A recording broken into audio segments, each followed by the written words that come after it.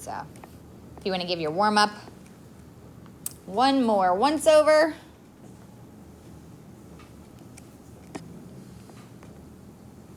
A little bigger there. The goal for this particular section, section 1.7, solving linear inequalities, is to solve a linear inequality that's just in one variable. We're also going to show you how to check, because checking these is a little different than checking our equations. And most of all, like to check, we're going to just use some graphs to check our responses too. So that'll be good. Okie dokie. So example 1. We only really write the steps one time. I'm going to write them out so that you have them to refer to. But step 1 is always to simplify both sides of the inequality. And honestly, it's the same steps we did the other day.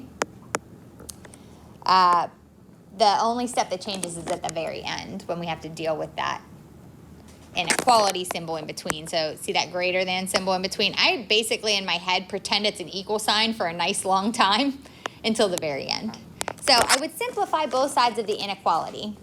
And when we say simplify in math class, I have always said that that's kind of a loaded word. You know, what we're trying to do is, you know, distribute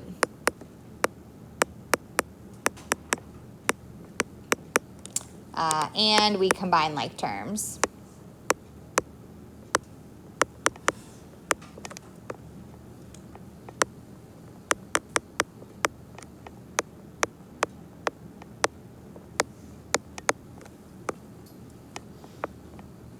So that's what that means there. So you can add that in if you need to, so that you have it to refer to. You always do that first. Notice we have 5x and 7, 3x and 9, no distributing, no like terms, so we got to move on to the next. So step 2 in the process is to move our variables to one side. I'm going to abbreviate variables as VARS. So move your variables to one side of the inequality. I like to avoid negatives, especially when I'm dealing with inequalities. You folks might remember under certain circumstances, you have to flip that inequality. So the more I can keep my coefficients positive, the less likely I am to make any mistakes with regard to flipping the arrow.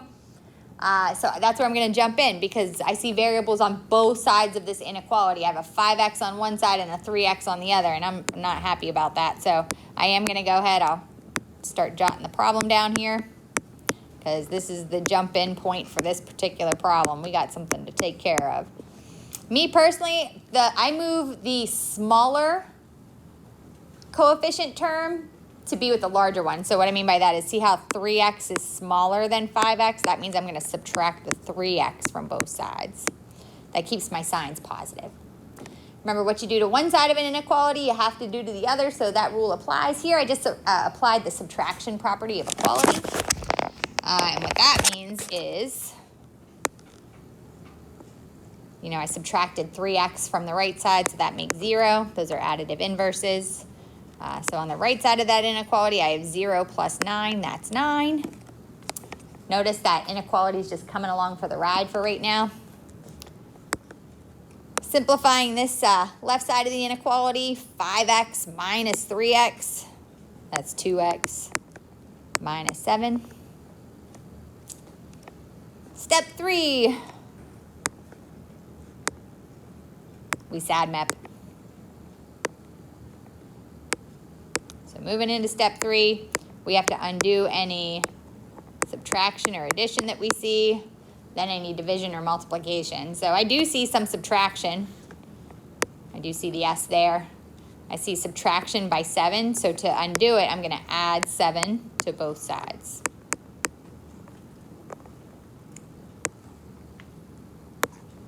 So negative 7 and positive 7 are inverses of each other, so that makes 0. Balancing the left side of that equal sign, that 2x falls down now. On the right side, I have 9 and 7, that's 16.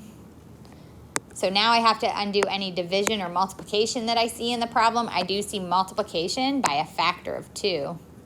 If there's no dot in there, you can always put 1 in there. So I would then divide both sides by 2. So I undid the multiplication with division. Got all those done. So I have x is greater than 8. Notice I didn't need to flip the inequality this time around because I divided both sides by a positive 2. If I were going to divide both sides by a negative 2, remember when you change the sign on the right side, you got to flip the inequality. So x is greater than 8. That's what I think my answer is. So in step 3, I did my SAD map. There is a step 4. We got to check it.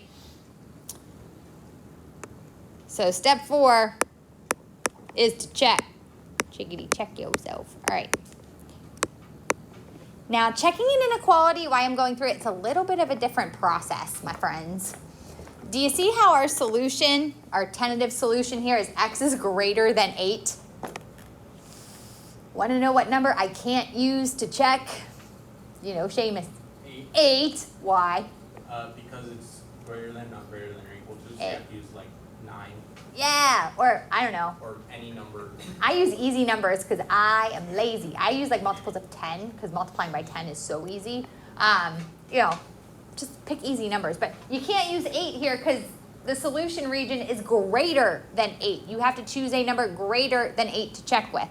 So, like I said, good mathematicians can be lazy. I'm going to let x equal 10 to check this one because 10 is a number that is, in fact, greater than 8. So, little heads up on that. With that, let's see here. Let me think. Yeah, I want to go ahead and plug 10 in. So, I'm going to go ahead and do 5 into the original equation. So, it was 5 times x. So, I'm going to let that x equal 10 minus 7. And right now that says greater than. Is that greater than 3 times 10 plus 9? So 10 goes in there. So over here I have 50 minus 7. And I'm trying to see if that's greater than 30 plus 9. 50 minus 7, 43. Is that greater than 39? Yes, it is. I'm happy. Because 10, a number that's bigger than 8, actually produced a true statement. You know, you have your greedy alligator, it always eats the bigger number. So the greedy alligator's eating the 43, which is bigger than 39. So it works. So this guy here, woo, is my answer. That is correct. And that is, my friends, how you solve a linear inequality in 4 simple steps. Okay, this time around, I wanted to just really pick an example. And you could work this out so that you don't have to do it this way. But I just wanted to remind you or give you an example of when you're supposed to flip your inequality. So that's what we're going to do right now. Just a reminder, when you multiply or divide both sides of an inequality by a negative value, you must remember to flip the inequality. Flip the arrow. So again, you could work this problem out so that you don't have to do all of that, but I'm going to show you a case just so you have one of when you have to. So let's do it. We got 1 minus 1.5 x is greater than or equal to x minus 4.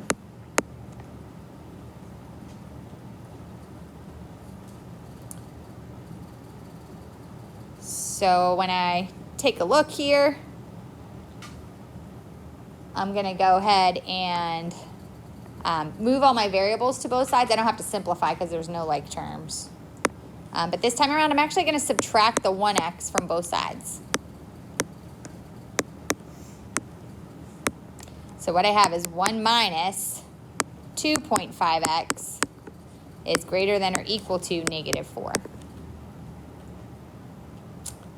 Now I SAD map. So I'm going to subtract 1 from both sides.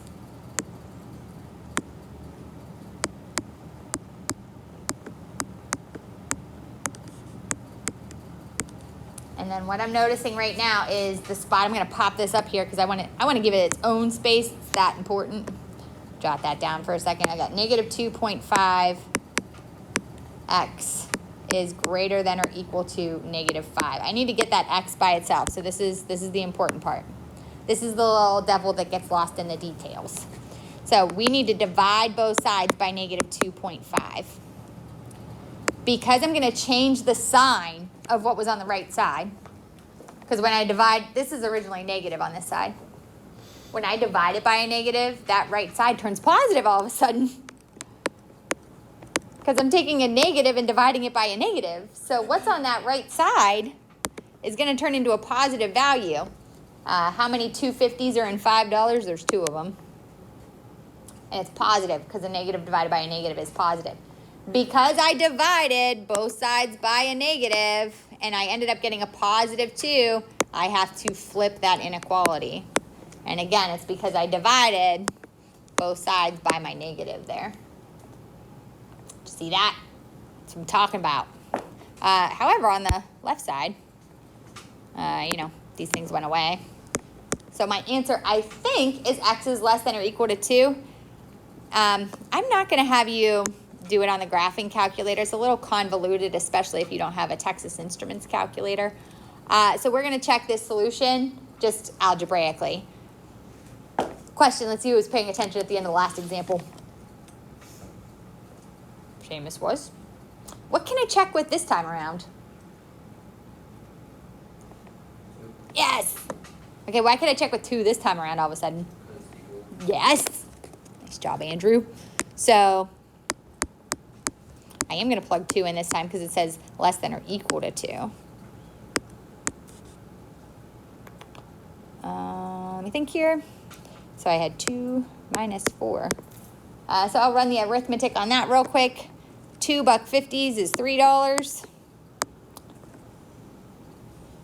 And I'm trying to see if that's greater than or equal to 2 minus 4. So 1 minus 3 is negative 2. Is that greater than or equal to negative 2? It's equal to, so it works. So that guy there is my answer. Legit. What's up, Seamus? Why don't you keep the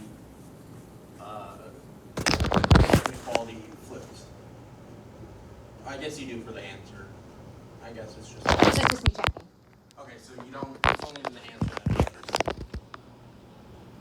Well, that's a loaded question. When are you supposed to flip your inequality, Seamus? When you divide by a negative. So as long as you're not doing that, you like go back to before you did that. Whenever we check our solutions in general for the entire class, when we go to check for You use exchange, the original? you use the original. Okay. Always go into the original.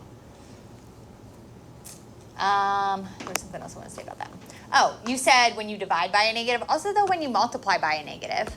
Okay. You know, if your coefficient is negative 1/2, you're not gonna want to divide by a half. You're gonna want to multiply by negative 2. You know, so. Whenever the rule is up here, it's 2 cases. It's when you multiply or divide both sides by a negative that you have to flip the inequality. Nice job. That was a great question. Any others? Alrighty, guys. That's our lesson. You have some independent practices to go ahead and take care of for me. So I'm going to let you have those. I'll show you some answers before you head out. That way you know you're on the right track. And then you do have a seesaw assignment for tonight. There are your answers for your independent practice so that you can kind of check yourself a little bit. Again, as long as they're done by the end of the chapter, it's all good. But you always want to make sure that they're done correctly. And if you are rocking those, you're ready for your assignment, so that's great. Do you have the